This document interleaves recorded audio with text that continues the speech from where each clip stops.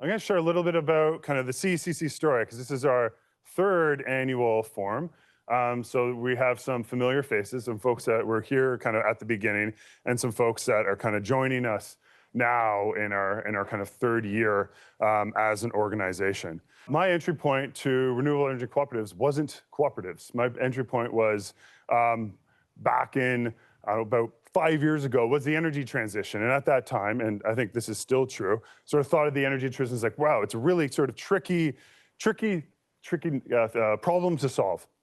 If you look at historical energy transitions from diffusion to dominance, takes about 50 years. If you look at sort of that history, typically energy transitions go from affordable, safe, convenient, sort of new technologies. They're not necessarily sustainable. In fact, that's usually that's actually not the case with historical transition. And they've involved in significant shifts in the economy and social reconfigurations every time we've had a major energy transition. And the current transition, despite all the fanfare, and this was true then, and I think it's also true now, is actually slower than past transition. The sort of pace of transition is quite slow. So there's just this need to accelerate. Again, this is probably not news to anybody in this room. And I sort of likened the energy transition, this is where my mind goes, in terms of the magnitude to the railroad construction in Canada. So as a big sort of nation building project, that was one of the biggest projects that we did as a country from coast to coast, the railroad construction. If we're thinking about just net zeroing our electric grid, it's about that significant. Estimates around 125 billion, 140 billion a year. So the magnitude is one of the biggest infrastructure projects in Canadian history. So I learned about renewable energy cooperatives at that point. I thought, of course, we need all hands on deck. Of course, there'd be all kinds of interest in renewable energy cooperatives. They'd be doing all kinds of wonderful things, and they were.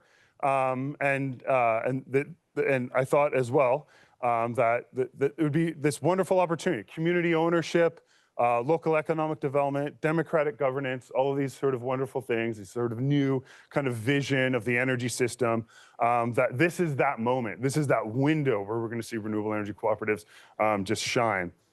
So I did a census with my colleague Marc-André Pigeon at the Canadian Centre of the Study of Cooperatives. Really sad that he can't make it here today. He was actually in Ottawa and then in Halifax, so he's been kind of my evil co-conspirator in a lot of this. And we did a census of renewable energy cooperatives. So that was a sort of entry point. He's the co-op guy, I'm the energy transition guy. And we're we like each other. We want to do a research project together. And we kind of smashed our worlds, and it's sort of the most obvious thing: renewable energy cooperatives. So we did a census thinking, oh, there's got to be this sort of groundswell of interest and support and all the rest of it. So we reviewed websites, interviewed, did sort of the good census academic research thing, and we found that that renewable energy cooperatives declined by 44% from 2016. At this time it was 2021. Volunteers are often overstretched, leading to winding up of many cooperatives. That's particularly in Ontario. We found that there's renewable energy cooperatives from coast to coast. There's all kinds of co-ops across the country, most of them in Ontario. This is the growth of the renewable energy cooperative sector in Canada. We started in 2000. What you're seeing with the blue is Ontario, because that corresponds really well with the, Ontario has the lion's share of the population. In addition to the fact that Ontario had had a feed-in tariff program, which aligned really well with the renewable energy cooperative business model. So this blue is Ontario. You see this growth, and it kind of gets stagnant when the Green Energy Act ends. And this is the rest of the country sort of growing. And then it was sort of exponential growth, and then slowing down a little bit. So in short, this is what we heard. Very surprising for us, considering the sort of the moment we're in.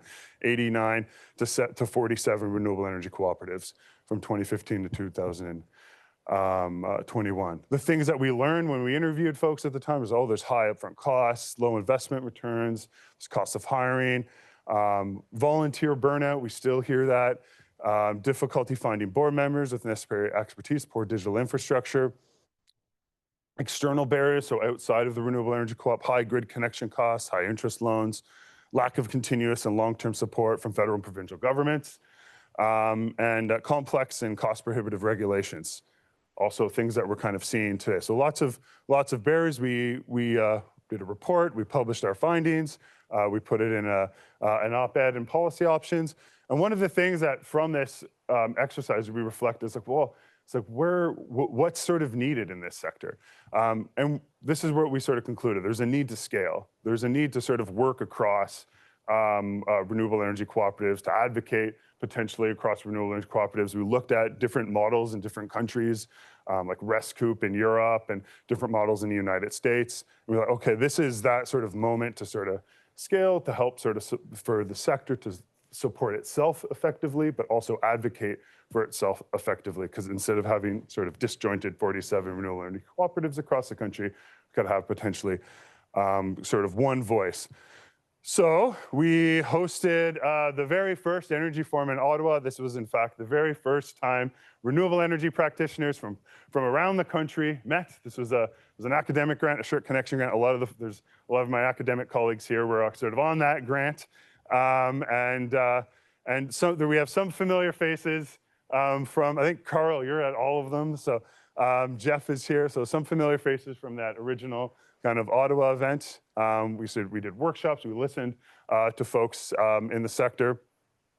And that's sort of where it kind of began. So our year one, I sort of think as building the foundation to scale. So we had our rec league in May 2023. We sort of formed a steering committee from that Ottawa meeting. We had lots of discussion about a name. We were gonna call it the rec league. That was Marc-André's sort of brainchild. It got shot down. Unfortunately, I had to console Marc-André. He's fine, don't worry. But we landed on Community Energy Cooperative Canada, incorporated in November 2023, had our website. We applied for funding. I'm going to tell you a little bit more about that. And then we had our first AGM. It's exhausting just looking at this timeline. Our first AGM in Halifax, and then our second energy forum in June 2024. So that's the sort of the foundation year. So this was in Halifax. This was our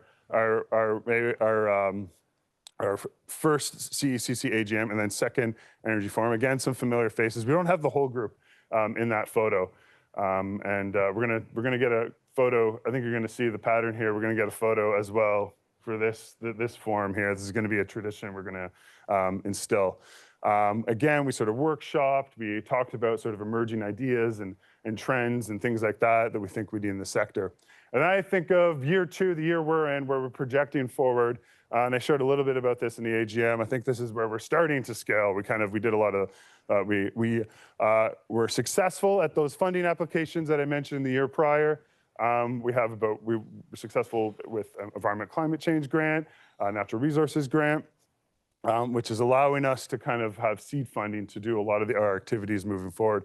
So in this past year, we went through this has been a learning curve for me, the very fun process of going through due diligence with the federal government, being a brand new organization, and explain to them we have no money in the bank, and trust us and give us all kinds of money to start this organization. And they did, so we're really happy about that. We've piloted an Alberta hub. A lot of the folks that are part of that Alberta hub are here today.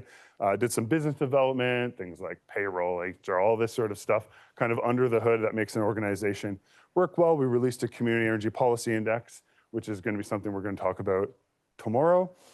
We had our first staff hire, Jody, which we're really excited. Oh, that's...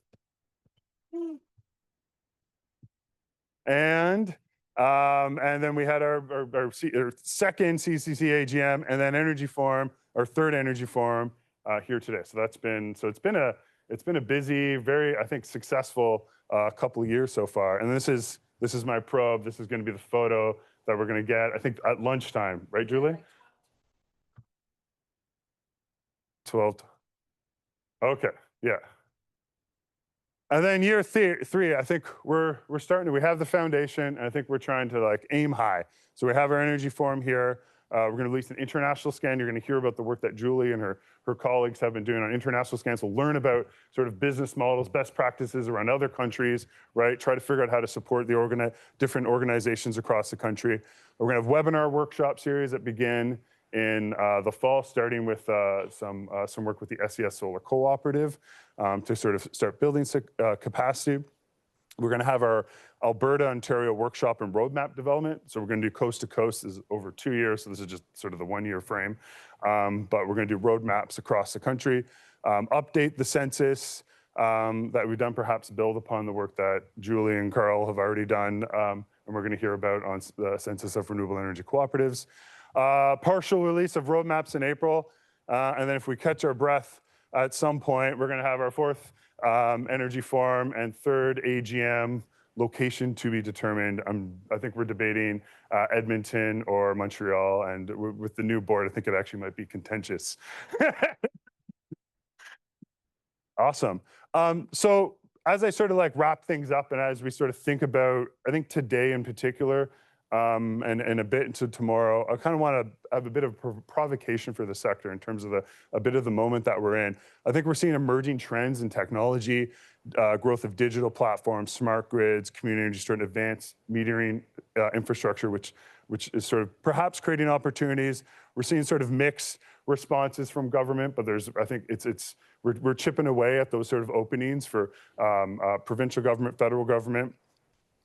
And I think we should start really considering new business models. Most of the renewable energy co-ops are investment co-ops, which is not fully consistent. This is a bit of my provocation. I'm probably going to get rotten tomatoes thrown at me here. But the investment sort of renewable energy co-op model has been sort of a challenge. And I think we're just at that point with new technologies, new ways that policy is moving, new ways to align things with utilities across the province, is to really start to think that. So this is a bit of my provocation, maybe a bit for today, is can we imagine a more user relationship for renewable energy cooperatives that allow for community benefit and long-term viability? And I say user relationship, and I sort of emphasize that because that's sort of a critical core piece of what makes cooperatives unique. So as we sort of imagine, and a lot of what we're doing today is sort of focused on that. So we're going to hear about some of the challenges in our first panel, challenges and opportunities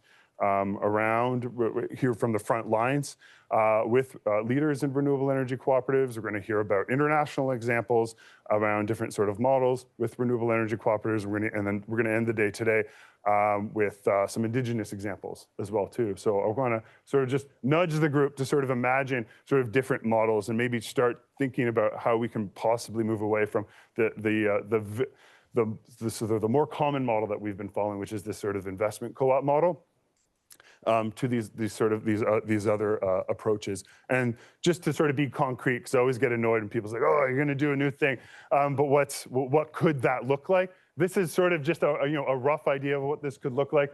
I think this might apply perhaps Ontario, Alberta. There's a bit of a window for something like this, but it's kind of a virtual net metering where you have an intermediary as a cooperative, and then you actually have folks.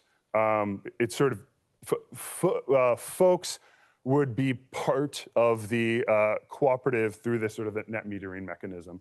And this is a model we're sort of seeing in other areas. I'm not suggesting that's the sort of the only model. I think there's a lot of different approaches, but I'm just sort of putting something forward. So yeah, so I think this past year we've really grown. I think we've matured as an organization. I think we're getting started. Moving forward, we'll strengthen national networks and partnerships, launch new training and peer learning opportunities, support co-ops who share tools and knowledge to some of those workshops, advocate for enabling policies and sustainable finance, and continue to building a collaborative coast-to-coast movement. So thank you very much. So that's a bit of the CEC story as I see it. I think what brings us here today, and I'm really grateful for all of the folks that sort of participated in kind of getting this far. In terms of our next piece, I'm going to invite Darcy to introduce our keynote speaker for day 2. So Darcy is a recent board member from PEI, and really thrilled to have you welcome our keynote. So to you, Darcy. So Darcy Lanche, I'm from Charlottetown. I'm newish to the board, but as of yesterday, not the newest on the board. So no longer the new kid. So I'm happy about that.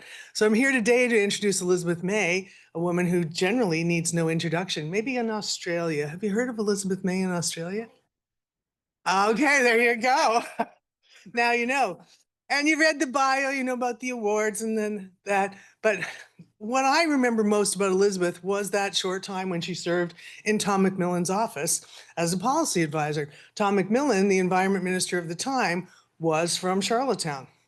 And I was up to Ottawa for an energy conference, well, for an environment event. And I met, Tom introduced me to Paul Martin. And he put me on his Christmas card list. And my letter carrier was some impressed when I continued to get Christmas cards from the man who became the prime minister. But those are the days when we, folks like you, researchers, academics, scientists, discovered a problem, outlined the problem, mentioned the solution to the problem, and then policy responded by fixing the problem. You know the problems, like people call them hoaxes now. Remember that hole in the, you remember that hole in the ozone hoax, right? Yeah, people are, well, you don't hear anything about that anymore. I'm like, no, because we fixed it. Remember the acid rain hoax? No, we fixed that too. Lake Erie is no longer dead because we took phosphates out of detergents. And at that time, we knew this giant tsunami of a problem was coming, climate change. And what did we do? Almost nothing. And now we have whole swaths of society calling it a hoax that we need to do even less. We know that we're in the right area. We know we're doing the right thing. We know we're pushing a big ball up that hill. I thank you all for being here and for doing that. And I would like to welcome Elizabeth May to talk to you, because Elizabeth May has been pushing that stone up the hill since before many of you were born. And and she's still working hard at it. I welcome Elizabeth May, MP for Saanich. Go on. Well, thanks, Darcy, because we have known each other a very long time. And Diane Sam, I want to thank her. I think she may have slipped away, but I want to thank her for opening us in such a good way here on the territory of the Kwungan-speaking people, the Songhees and Esquimalt.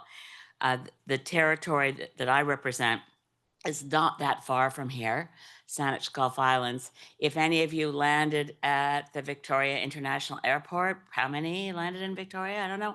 How many of you showed up at Swartz Bay Ferry Terminal? Both of those are in Saanich Gulf Islands. And I keep thinking they shouldn't call it the Victoria International Airport. They should just call it what it is, the Sydney Airport. But that's, never mind. I'm very grateful to be here. I've been part of, when I think back to Cape Breton Island and the early maritime energy coalitions that I was in there, we had renewable and alternative energy coalitions that were maritime wide. By the way, if you're not from Atlantic Canada, just be really clear. The Maritimes is Nova Scotia, PEI, New Brunswick. Don't insult any Newfoundlanders by saying they're Maritimers, because that's Atlantic Canada. So I'm very grateful to be here. I'm going to try to keep my remarks to no more than 20 minutes. So there's a lot of time for questions and answers, but I'm provoked by stuff Darcy said, just to say, and having met Dennis minutes ago when we first met when I was in McMillan's office. We did exactly as Darcy said. We used to understand the science. And when I say we, people like the people around a prime minister used to understand the science. We actually did. Canada led the charge to save the ozone layer. And as I hope you all know, it's repairing itself. The Montreal Protocol, and I was part of the Canadian negotiating team. And it wasn't easy, because we started the negotiations on the Montreal Protocol well, a couple of years before it happened, but September 87, when we gathered in Montreal, right before we met, Don Hodel, who was then the US Secretary of the Interior, said, we don't need to limit these really profitable, wonderful chlorofluorocarbons, the miracle chemicals that DuPont is making. All we need is sunscreen and broad-brimmed hats, literally. It wasn't like it was easy. People think if you got it done, it must have been easy. Montreal Protocol worked, the ozone layer is repairing itself, and Trump just announced the US will leave it, because it has been the most effective of global tools, because some ozone depleting substances, not all, are also greenhouse gases. So we've been very successful through the Montreal Protocol and the Kigali amendments in reducing greenhouse gases that are also ozone depleters. Doesn't target greenhouse gases directly. And as Darcy said, we also negotiated direct agreements with the 7 eastern provinces, and then got the US to agree to cut the precursors to acid rain by 50% on both sides of the border. Pretty good examples. And then we negotiated the UN Framework Convention on Climate Change which was signed and ratified in 1992. And that's when you get the trouble starting. It was when at the Rio Earth Summit that, and I don't know, probably nobody, it was this darn shame. Some of our heroes are just anonymous in our history.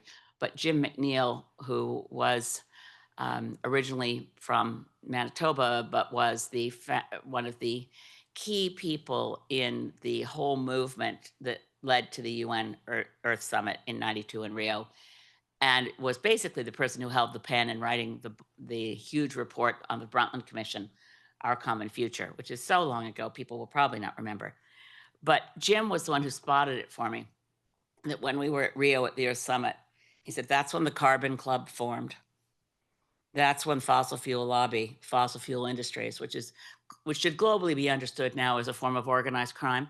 They existed before, but they started realizing, just like the cigarette companies realized when the first US Surgeon General report came out that cigarettes cause lung cancer, they started mobilizing. Same thing happened at Rio at the Earth Summit.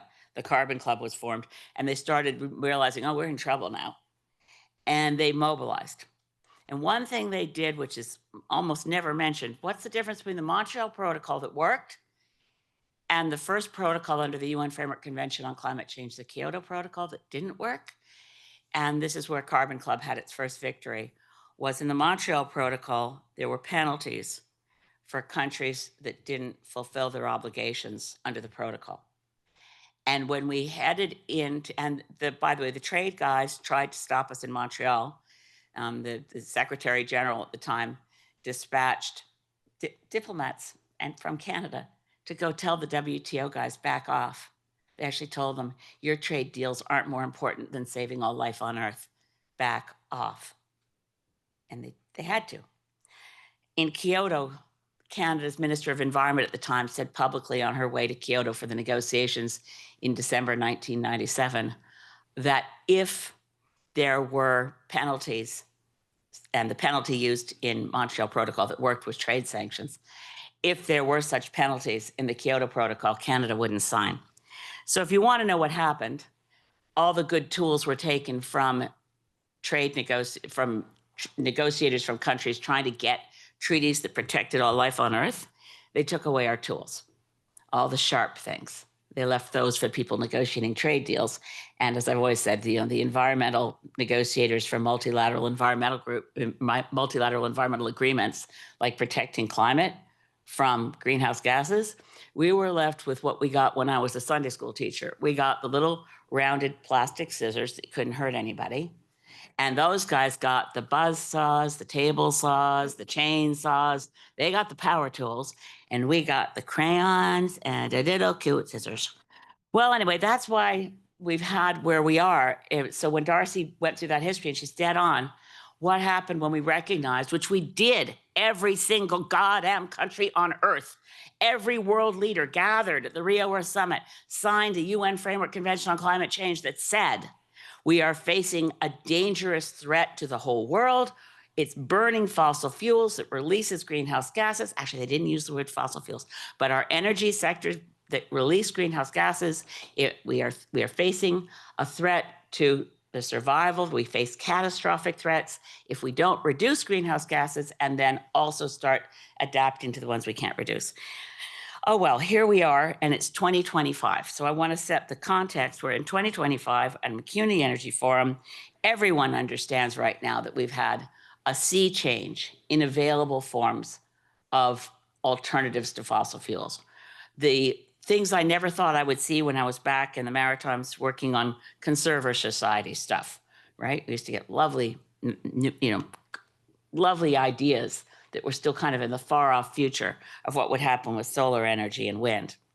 I never would have imagined then that we could be in a time when the climate crisis wasn't a future threat, but was a daily reality, in a time when people die, Canadians die from heat domes, fires, floods, extreme weather events. Talking to my friend Angela, who's here from Ottawa, the Direco, these like ground level tornadoes that just hit, the loss of talking to Darcy about Hurricane Fiona and the loss of so many forests and homes that just got lifted off their foundations and dumped in the sea off Port aux Basques. We're living in a world of constant climate crisis, but you'll notice in the last election, no one wanted to talk about it. So it's really a large exercise in cognitive dissonance. You know it, but you don't want to know it. You sure don't want to know that we are rapidly exhausting our carbon budget and heading into a place where it might be impossible. We still have time to avoid the worst. And the worst is, of course, runaway global warming, where greenhouse gas emissions from burning fossil fuels push us past tipping points, so we get to a place where the positive feedback loops unleash unstoppable, self-accelerating climate change, where nothing we do in another decade or so will make any difference, because the concentration of greenhouse gases in the atmosphere will have already moved into the self-accelerating unstoppable. And we know we have the solutions. This is the other thing. We know right now, which I never thought I'd see in my lifetime, that solar energy is cheaper than coal. Coal, the cheapest of all fossil fuels. And you can install just paper thin solar panels, and you can install them fast. So from the moment you decide you're going to do it to when it's generating electricity, nothing is faster, nothing is simpler. And you can generate electricity. Well, the Okotoks solar in Alberta, and I know there's a lot of folks from Alberta who are working on community co-ops, but solar from Okotoks is 3 cents a kilowatt hour. Meanwhile, the only province in this country that still burns coal for electricity, Nova Scotia, people have crippling electricity rates. So how did this all happen, and what's going on? Well, I want to step back. And why isn't it obvious right now that everywhere we look, people should be installing the cheapest possible sources of electricity that are also carbon zero, that also don't contribute to human health crises and smog, ground level smog and ozone, and people going to hospital because of air quality. Now people go to hospital because the air quality is so bad from one of those feedback loops, the smoke from the forest fires created from the climate crisis. And there's 90 wildfires burning out of control right now in BC, but this is one of our better years in recent times. So why are we not moving? Well, one of the people who should know where we are and what needs to be done is Mark Carney.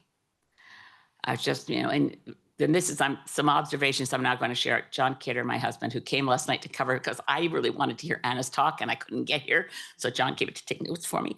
But when we were together in Glasgow in 2021, Glasgow at COP26, because we missed a few climate meetings during, 1 year anyway. There was no climate conference because of COVID. But Mark Carney was really cock of the walk, triumphant as UN Special Envoy on Climate and Finance. And he showed up at COP26 to announce that he'd collected up, talked to a few of his banker friends, and talked to 350 or so financial service organizations, and they'd committed $130 trillion to making sure we had climate finance available. And he said, this is no more blah, blah, blah. We're serious. We're going to get it done. I thought that was great news, but then we saw Mark Carney speaking again in Dubai at another horrific COP. And that, for folks here from Saskatchewan, Scott Moe was in the same room that day, and Scott Moe and the Saskatchewan government spent a fortune on, every train we took in Dubai had Saskatchewan ads for Saskatchewan uranium. Everywhere you looked was Saskatchewan as a powerhouse for transition. What you guys represent is the kind of transition they don't want. That's what I want to share. Because what we're up against isn't just regulatory hurdles or what my friend, I don't know how many of you ever heard of Ursula Franklin, who was the first woman to ever become a metallurgy professor at U of T, one of Canada's great brains. And Ursula Franklin used to say, I used to think that people in government were well-intentioned and ill-informed. I've come to understand they are well-informed and ill-intentioned. At every order of government right now, I'm quite certain they are well-informed and ill-intentioned. They are trying to stop you. They are trying to stop us. and why. So I want to go back to that. Every transition, and Martin, thank you for transitions on energy. Our first big energy transition and disruption, if you think about it, what predated fossil fuels? Slavery. That was the energy form, that was the source of the energy that built the British Empire, Canada. Yeah. That transition was driven by a moral imperative and the abolishing of slavery in the British Empire and then eventually in the United States. And one of the reasons it was possible was that they'd figured out the steam engine and fossil fuels.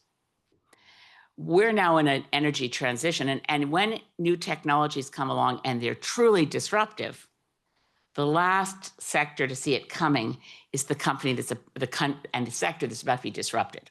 The famous example, of course, is Kodak, and it saw digital cameras and imagery coming. It thought it could invest in it until it was wiped out. So true disruptors wipe out what they're replacing. Why is this so slow? The Carbon Club organized, and not only that, in Canada, the big utilities are organizing. And the last thing they want is a bunch of well-meaning local people who want to democratize energy. Oh, no. They like it as a feudal empire, and they're the masters of the universe. They do not want to democratize energy. That's why they don't want feed-in tariffs. That's why they don't want independent power producers. You're not just having trouble getting started, you're the enemy. We are all. So I'm sorry to just put it this way. When I saw Martin's beautiful visual of the windmills and the solar panels and the virtual net metering, and all I'm seeing is on that beautiful image, this big Godzilla foot. So you guys are in the way. Bill C5 is all about you guys are in the way. The bulldozer that builds a project that's called a project in the national interest isn't thinking about community solar as a project in the national interest. They're thinking nuclear. Why? Because nuclear takes up those trillions of dollars. It was when John was watching Scott Moe and Christy Clark in the audience while Mark Carney was talking about, and then there'll be trillions of dollars. And what you really, it's hard to use up even billions of dollars if you're deploying renewable democratized energy at community levels across the country. So the average home basically has abundant, cheap energy. You think, so this is my plea before I get to the next bit. My plea is going to be at the end of what I'm going to say. We have to educate a whole lot of people at community level. That isn't just that we have a bunch of good ideas and we're quite sure when people understand our good ideas, they'll grab them. We have to explain at community who the enemy is, whose foot. So it's the regulated utility model. Let's look back at that. And I understand, Anna, last night you mentioned that you have one state in Australia that has a regulated utility that's a monopoly, except for one province here that's the model. So we have regulated utilities that produce electricity. And the reason they were granted monopolies was so they had leverage the capital they need for big capital intensive projects and get them built. And then the regulator's job, once you've built this big capital intensive project to generate electricity, and those regulated utilities also have the exclusive rights for transmission, distribution, and sale to a captive community of consumers who don't have any other way to get electricity. The regulator sets the prices and tries to make sure those are relatively appropriate in terms of policy. So the utilities have their own personalities. BC Hydro likes to build dams. It doesn't matter how much it's explained to BC Hydro by the Public Utilities Commission that they should really look at geothermal because it would be really cheap and it would make a lot more sense for BC than building Site C. But they were determined to build Site C because it's part and parcel of fracking for non-conventional natural gas. They need a lot of electricity for that. So the fracking of northern BC and the fuel and the energy needed for that is Site C, which is like bleeding red ink if you look at it as a way to generate electricity. Same thing, what? Newfoundland and Labrador, Danny Williams decided it was a good idea to build a dam at Muskrat Falls. Newfoundland and Labrador is bleeding red ink from that crazy, stupid decision that violated Indigenous rights just like Site C did.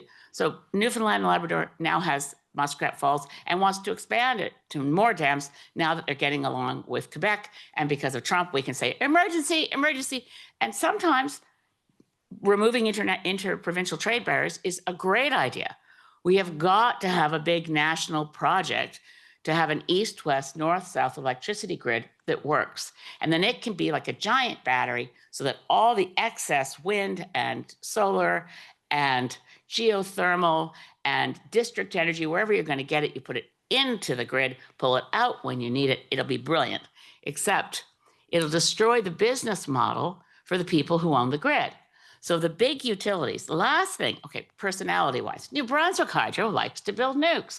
So what is Susan Holt going to Mark Carney about? What do they want for their big project in the national interest? Another nuclear power plant next to Point Lepreau. Why not? And what does Ontario Hydro like? They like nukes. Quebec Hydro, we know, they like dams. So the culture of the place is all about one thing. They know how to do it, and they want things that cost a lot of money.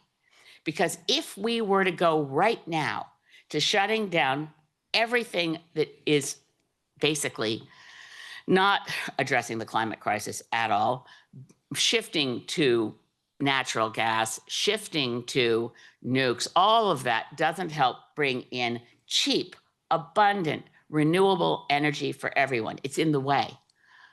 So one of the problems with shifting to what makes sense is that it leaves all these big, powerful institutions with stranded debt, lots of it. And none of our utilities are required to publish in any publicly findable place how much debt they're actually carrying. So the federal government's going to need to hear a cry that's loud from a lot of people, because right now we are hearing the call for east-west, north-south electricity grid that works together. That's great. But we need to also make sure that the government understands that they have to unbundle these guys. They're not allowed anymore to be the sole producer of electricity, while they're also the monopolistic distributor of electricity at prices they set that the regulator signs off on. So it's going to be a big transition, and it's actually disruptive.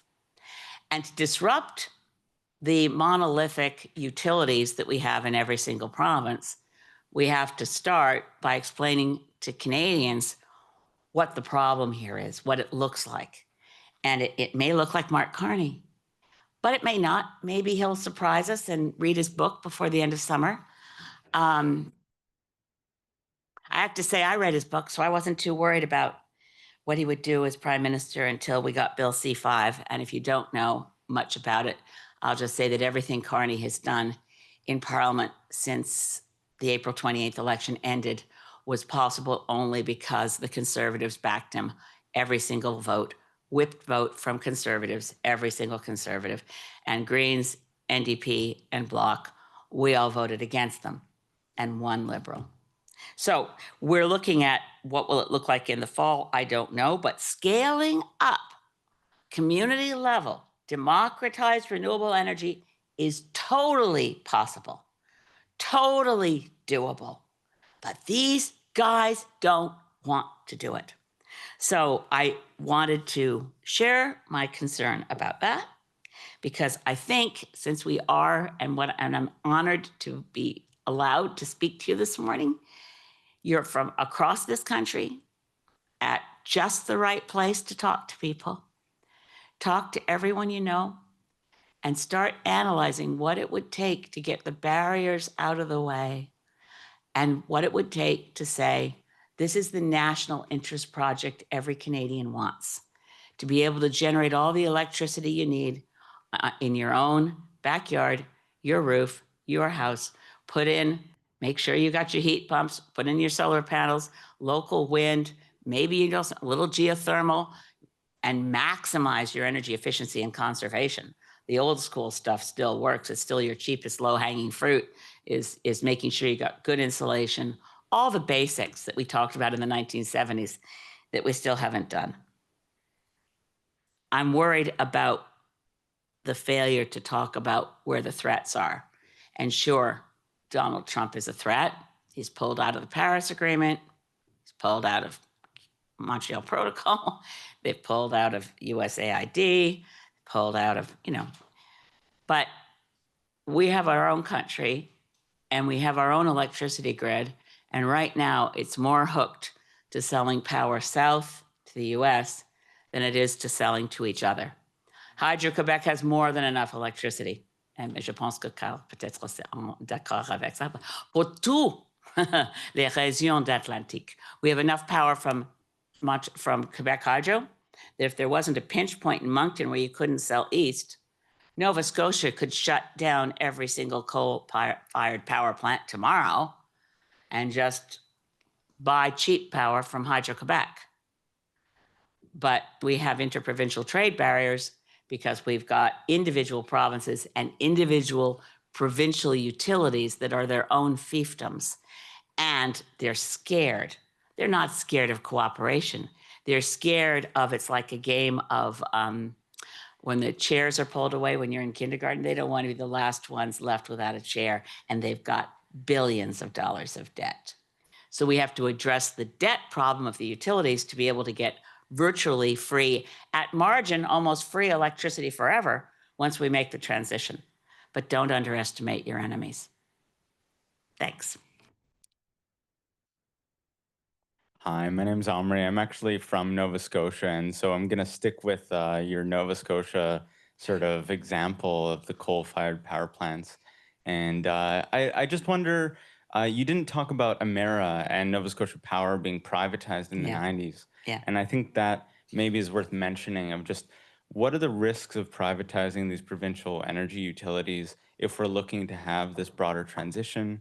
And have you seen examples of provincial energy utilities that have really gone the distance in terms of promoting, nodes and regional energy production? Yeah. Well, thanks, Omri. And yes, Emera and I did, it was amazing. We did they did a citizens assembly. I don't know how many years ago now. It must have been 20 years ago. And I was in a group at the Lord Nelson for days looking at the question of what would Nova Scotians want. And if I think Emera was stunned to find out that people said, let's shut down coal.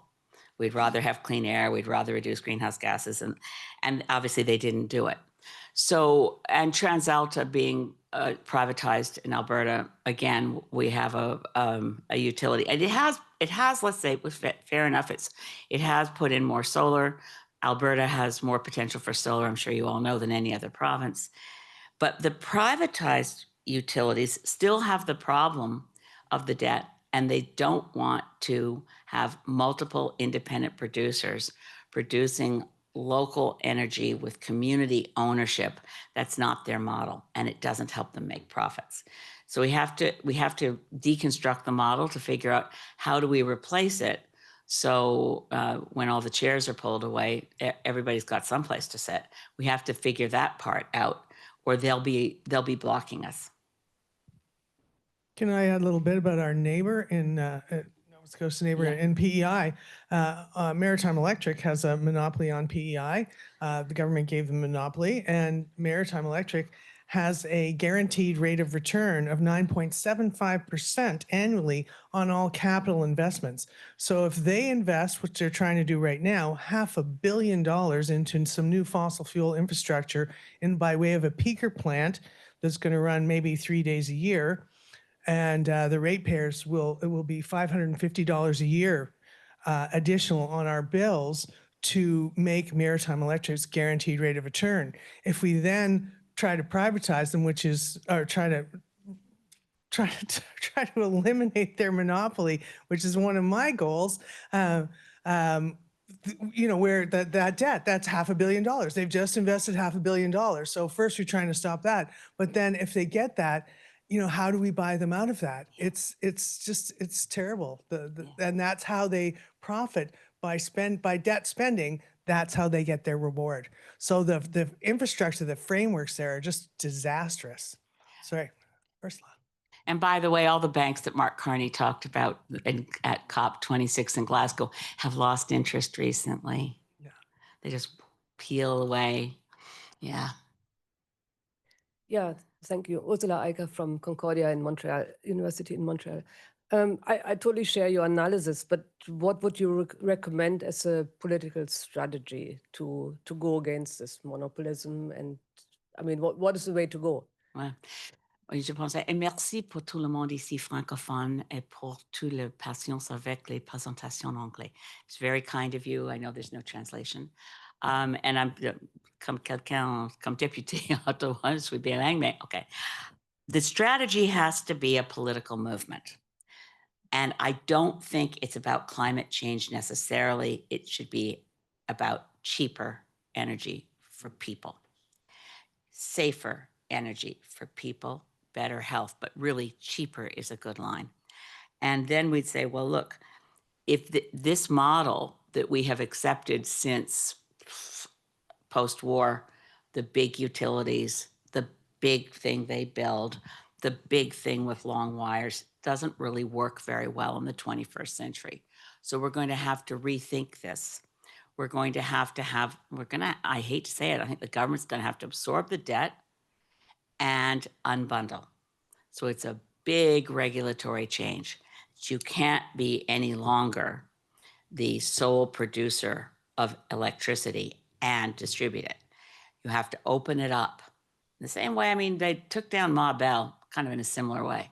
You have to unbundle and open this up so that small independent power producers, and then the mandate can be buy energy. What's the cheapest form of energy you can get right now for a new installation?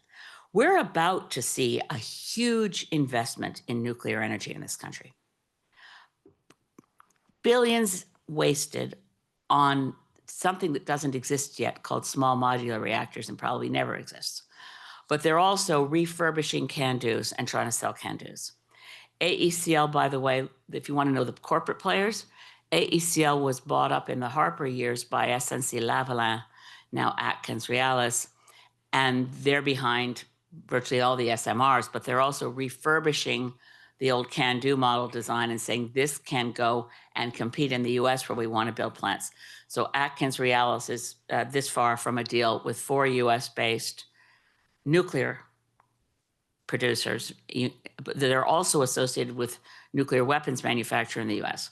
4 US-based companies are about to receive billions of dollars from the Canadian government for promoting nuclear reactors with Canadian design features in building new nukes in Canada and the US. Because that's going to be presented, because I hate to say it, there's something about politicians, but maybe I don't want to make it a gender analysis about them liking to build big things, but there's something about the big thing that you can actually have a ribbon cutting ceremony. You guys don't present the big thing, you present the big idea, but there's really hard to have a ribbon cutting ceremony for something that costs a lot of money, that didn't really produce a lot of energy, that never really worked and took 12, 15 years to build. That's what they're in, and you can see everything you want to know about the direction of the federal government by examining the resume of the new Minister for Natural Resources, Tim Hodgson. Oil patch, Ontario Power, big supporter of nukes. I asked in the House of Commons if we were ever going to have a debate on the benefits, costs and benefits of nuclear power. And his answer was, this government supports the nuclear industry. So I guess the answer to that is no. We've never had a debate in the House of Commons about nuclear energy. So I'm mentioning nuclear because it's one of the winners in the current scenario. Solar isn't mentioned. Locally organized, locally owned power. And we know, and we'll hear later this afternoon, I'm sure, that most of the renewable energy installations happened in Canada in the last decade has been on Indigenous lands and Indigenous led. But they're not going to want to hear about that. That's why they passed Bill C-5 with all the Conservatives voting for it. Because as soon as Cabinet decides a project is a project in the national interest, and that's decided behind closed doors with no criteria, once they make that decision, that project is allowed to break existing laws. That project is allowed to go fast. That project, in the law, it says, when future decisions are made about granting permits and reviewing whether this project goes ahead or not, the decisions made will be in favor of proceeding with the project. So it's, anyway, and the being able to break existing laws is something that no prime minister has ever used, but was a power that Henry VIII invented. So then we had amendments to say, well, what laws can't you break? So they can't break any law. They're not allowed to break the criminal code or the Conflict of Interest Code or the Indian Act, although as the most racist piece of legislation we have in Canada, but never mind, they didn't say you can't break UNDRIP. And when I tried amendments to say you can't break the Fisheries Act, you can't break the Species at Risk Act, all those were defeated. So we have a very strange new law that was passed. Again, I repeat, because I don't think any media covered this, that at every stage of getting a law that was this broad in scope, an omnibus bill that says, we're going to tell you later what projects we're talking about, but once we pick them, you can't stop them. That law passed down the line with every single conservative voting in support. And no Greens, no NDPers, no Bloc voting in support, and only one brave liberal, Nathaniel Erskine-Smith, voting against. And it went by so fast, and I think we're all suffering kind of a collective societal whiplash from the latest Trump distraction. But make no mistake, Trump is a distraction. And our job is here with our utilities, our role in fighting the climate crisis, our responsibility to move to the solutions that we know work, and our responsibility to disrupt the hell out of the bastards who are controlling everything. Sorry, Dorothy. Yes. And I only controlled my language a tiny bit because I know we're being recorded. Yeah. Yeah. Don't hesitate, Elizabeth. Two things. A comment, of course, Rod has to make a comment, but also a question coming. Number one, you mentioned Alberta as being, fairly potentially solar. I want to set the record straight, that Saskatchewan is, in fact, the center of the universe, and that we have the greatest potential of solar energy of anywhere in this nation, and that Scott Moe hasn't realized that that is at Estevan Coronac, where our coal is coming from for our coal power generation. And of course, that he realizes that the only way to cover off the energy crisis is to go from coal to small SMRs. There's no in between. There's no mention of greens. There's no solar power, or the fact that there's a Saskatchewan solar cooperative involved. Yeah, okay. So then I'll move on. The question, Elizabeth, is do you think that we are at a point where it's already too late to go the political route, to go to our governments to expect that they're going to be able to and competent enough to solve some of these problems, whereas it needs to be essentially community generated in investments or, various models to solve this problem? I think we're too late to go the government route.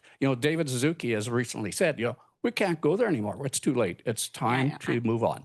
I know David says that, but David's got to give his head a shake. The two of us have got grandchildren, and so I get that David's depressed, but get over it.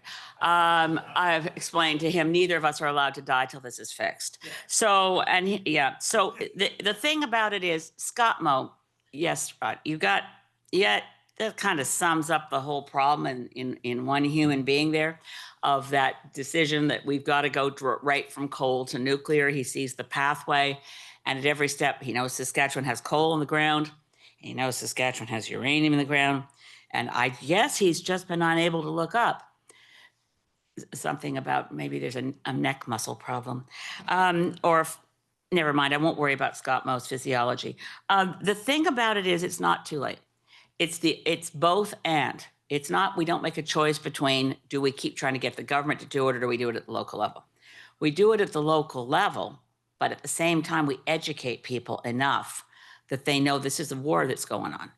This is not a, you don't sit on the sidelines. Like, that's one thing we can thank Trump for, is Canadians feeling, oh, everything's not cool anymore. I actually have to get involved. So far, Canadian response to Trump, which is fantastic, is elbows up. Canceling my trip to Disneyland, not going to Florida. Great. Now what else are we going to do? Let's create, speaking of Saskatchewan's resources, a strategic reserve of potash. Let's not let the United States have any for a while. See how that goes. We actually got the Parliamentary Budget Office to cost it during the election campaign. What would it cost to float a bond with a guaranteed rate of return to every Canadian of 5%, simple interest, on buying a bond that Canada can use to buy all the potash and hold it in a strategic reserve until the US starts screaming for it. But we're not going to punish people who produce. I know potash is a little bit off the topic of renewable energy, but we're in a struggle here.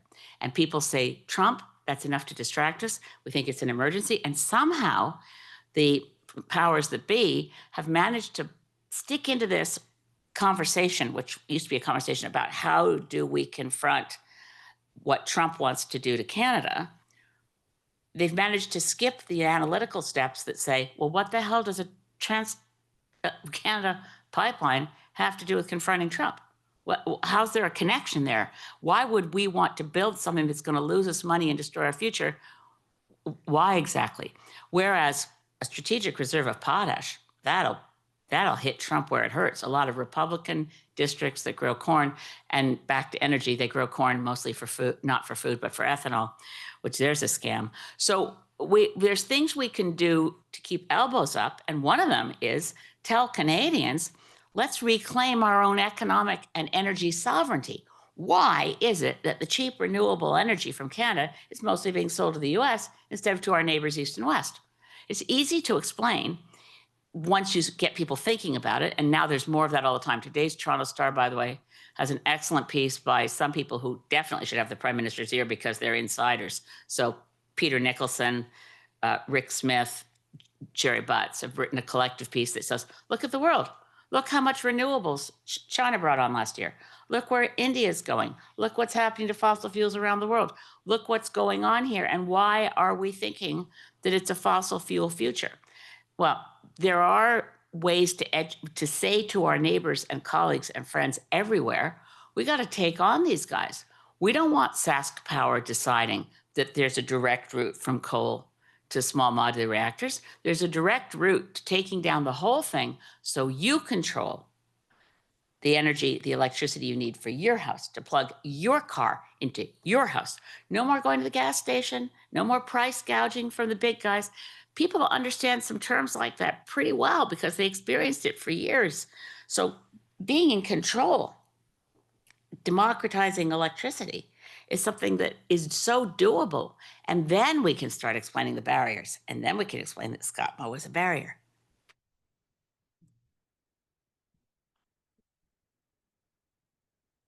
Thank you, first of all, for sharing your history, your experience, your passion. It's much appreciated. My name's Zach. I'm from UVic, working with accelerating community energy transformations. And I want to take this back to Nova Scotia and coal and Crown corporations and legacy coal infrastructure. We're working on a project as Spring Hill did in Nova Scotia to reutilize flooded coal mines for geothermal heating and cooling. You mentioned geothermal in your remarks as a potential new domain and new path forward for renewable baseload power as well when you drill deeper. One of the biggest challenges we've had so far is getting the funding to start that test well drilling, and our CAN doesn't support the earlier stage projects. FCM, GMF won't pay those eligible costs for the test well drilling itself. So I'm curious, if you proceed, if you debundle, if you break up these big corporations that have that budget and that financial capacity to borrow money and make these bigger investments in riskier projects like ultra deep and enhanced geothermal, who and how is going to front those riskier initial costs to develop that type of energy future? I think one of the cheaper places to go, not to discourage you, Zach, in going in Spring Hill on the old coal mines, but the tens of thousands of abandoned oil wells across British Columbia and Alberta represent a fertile ground for geothermal, because the biggest cost, as we know, and you're just mentioning it, of getting to heat at depth is the drilling costs. The oil wells are drilled and abandoned, and they're sitting there, and they are really primed for, if there isn't enough heat at depth to generate electricity directly, there's certainly enough heat at depth to warm the water for other forms of district energy. But according to a friend of mine who works in the Alberta government, they estimate 10% of the abandoned oil wells in Alberta have enough heat at depth to directly generate geothermal electricity. As for getting money for, I think the the strategy here is to do the low-hanging fruit first. Prove how cheap solar is to install, how fast it can be installed. A little town, Chester, Nova Scotia, has for years with one windmill offset about $1 million a year. I mean, it's a town of about 10,000 people, so $1 million a year to that municipality is pretty good, just from one windmill, where one turbine that they've been allowed to sell directly. The solar gardens of Nelson, BC are a brilliant example of what can be done with little tiny spaces, people's backyards, essentially producing solar electricity. Where you get the money for going deep in the old coal mines that killed people, I don't know that we can find the money for that because it's a test well. We have to prove it's going to work. So I'd go for the easier places first where we know it's going to work. I'd go for the abandoned oil wells in BC, Saskatchewan, and BC and Alberta, and then say we think we can do it in Nova Scotia too. My favorite Nova Scotia abandoned coal mine is a strip mine from where I used to live in Inverness County, and it was Evans Coal Mine in Inverness. You can now look it up online because it's Cabot Links. It's a world-class golf course which has created more jobs than the coal mine ever did. And nobody's gotten black lung from delivering gin and tonics and little golf carts to the rich bastards who fly in private planes to play Cabot Links. I have a thing about rich bastards, so I'll close on that note. If you want to offset your carbon and you've flown here across the country and you want to plant something, planting a tree isn't nearly as effective to protect the climate as planting a billionaire. Head down. Thank you.